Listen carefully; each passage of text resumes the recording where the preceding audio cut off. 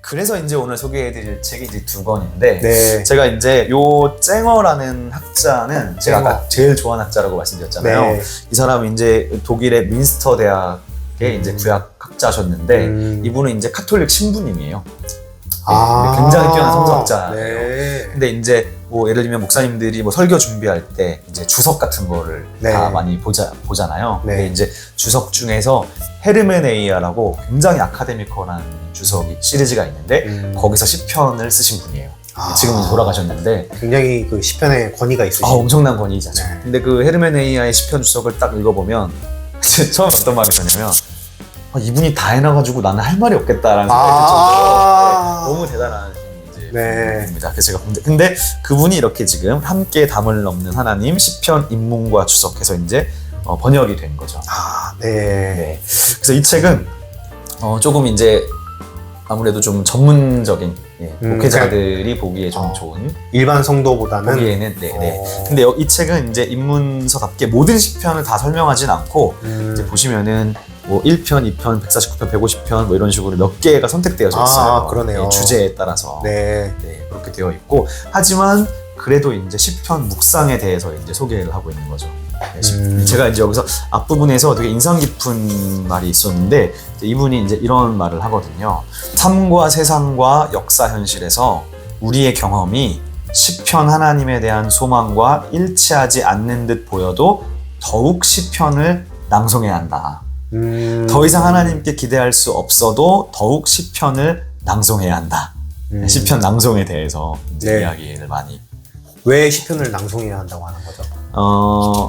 그러니까 시편의 기도자들이 기본적으로 이제 고난과 그러니까 하나님께 기대할 수 없는 것 같은 상황에서 기도한 사람들이기 때문에 그러다 보니까 이제 그런 그 시편의 스피릿을 함께 좀 받으려고 애쓰는 것 같아요. 그래서 그럴수록 더 시편을 읽어야 된다. 이렇게 하는구나. 네.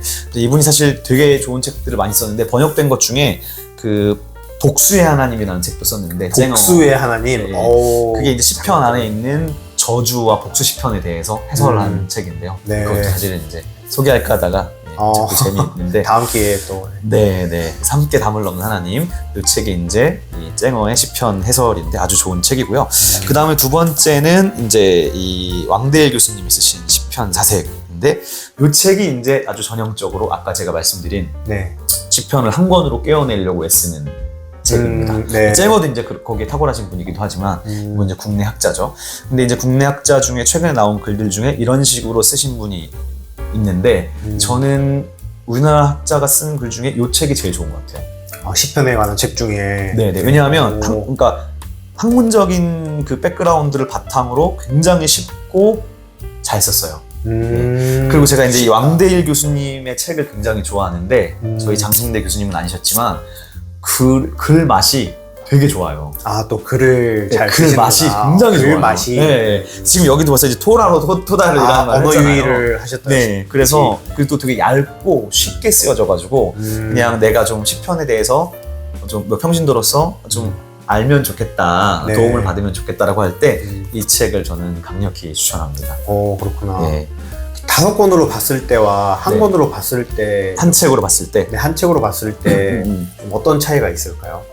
그러니까 5권을 한 권으로 볼 때는 이게 각각에 떨어져 있는 게 아니고 이미 이제 그 안에 흐름이 있다는 흐름이 시편 안에 그리고 우연히 배열된 게 아니라는 것을 이제 알 수 있기 때문에 좋은 것 같고 근데 한 편으로 보는 것도 충분히 의미가 있죠. 왜냐하면 그 한 편 자체가 어떤 한 사람의 그 기도를 담고 있으니까.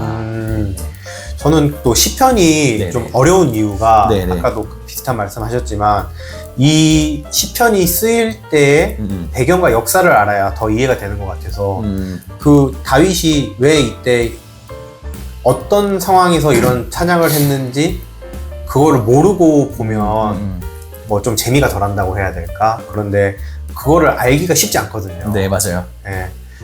그래서 그런 거는 저희가 알 방법은 저희 같은 평신도가 알 방법 사실 사실 설교를 통해서 뭐 목사님이 뭐 어떤 열왕기 몇 절과 뭐 시편이 이때 이 상황이다라고 하셔야 그렇게 이제 하나씩 알아가는데 혹시 책을 통해서 그런 걸 알 수가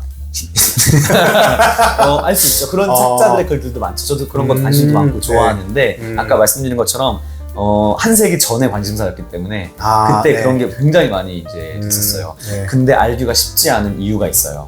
네. 왜냐하면 시편의 최종 편집자가 그렇게 다듬어 놨기 때문인데 무슨 말이냐 하면 네. 시편은 확실한 건 뭐냐면 바벨론 포로기 갔다 와서 예배의 찬송가처럼 쓰였어요.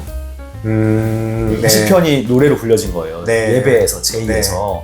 근데 그러다 보니까 구체적이고 그러니까 아주 자세하고 구체적인 역사적인 상황이 드러나는 구절들은 다듬어 놓은 거예요. 약간 왜냐하면 그걸 딱 읽었을 그쵸, 때 찬송인데 아니 그거를 읽었을 때 모든 사람에게 고루 적용될 수 있도록 다듬어진 거예요. 네. 그러니까 바벨론 포로기 때 그러니까 예를 들면 바벨론 포로라는 말을 쓰지 않고 고난이라는 말을 쓰면 그러면 이걸 읽는 사람이 훨씬 더 모두에게 다 적용이 될 수 있잖아요. 시대를 또 넘어서 네, 그런 식으로 예배용으로 많이 막 언어들이 다듬어졌기 때문에 그래서 이제 이 시편 자체의 본래의 구체적인 역사적 상황을 파악하기가 쉽지 않다는 거죠. 예배를 위해서 다듬어졌기 때문에. 네. 어떻게 보면 그 상황은 중요하지 않다라는 말처럼 들리는데. 네. 최초의 상황은 아무래도 이제 하지만 이제 고난이라는 말로 다 사실 통할 수 있으니까 어떻게 보면. 저는 또 지금 또 흥미로운 게 바벨론 포로 시절에 사람들이 시편을 알고 있었다가 되는 거네요, 그렇죠? 그렇죠. 각 개별 시편 자체는 뭐 다윗이면 뭐 다윗이었다고 생각한다면 훨씬 더 고대로부터 왔던 거니까 그것들이 전해지고 모여지는 시기와 과정들이 있었겠죠. 좋습니다. 네, 그래서 오늘 이 두 권의 책을 소개해 드리는데요. 저는 이 두 권 다 이제 좋은 책이라고 생각해서 둘 다 추천을 드립니다. 기회가 되면 기회가 되면 요 시편 한 권으로 읽기는 굉장히 쉽게 쓰여졌기 때문에 읽어볼 만하다는 생각이 이거는 그 평신도가 읽어도 이해가 되기 쉬운 책이니까 너무 좋습니다. 그래서 한번 읽어보시면 좋을 것 같습니다. 책 소개해 주셔서 너무 감사합니다. 네, 감사합니다. 네, 그래서 오늘은 여기까지 하도록 하겠습니다. 감사합니다. 안녕히 계세요.